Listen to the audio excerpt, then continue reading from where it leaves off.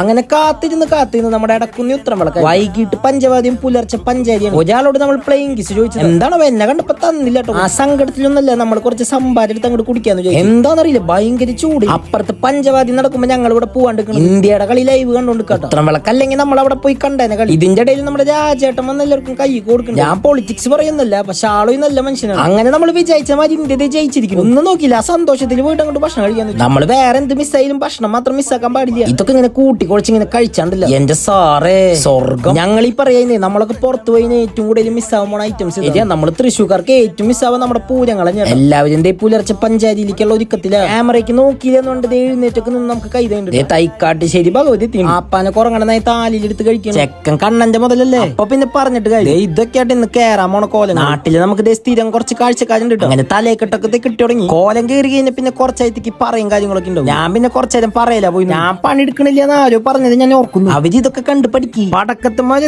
Ronaldo അടിച്ചു വെച്ചിട്ട് എന്തായാലേ ഇതിന്റെ ഉള്ളിൽ ഓരെണ്ണുള്ളൂ.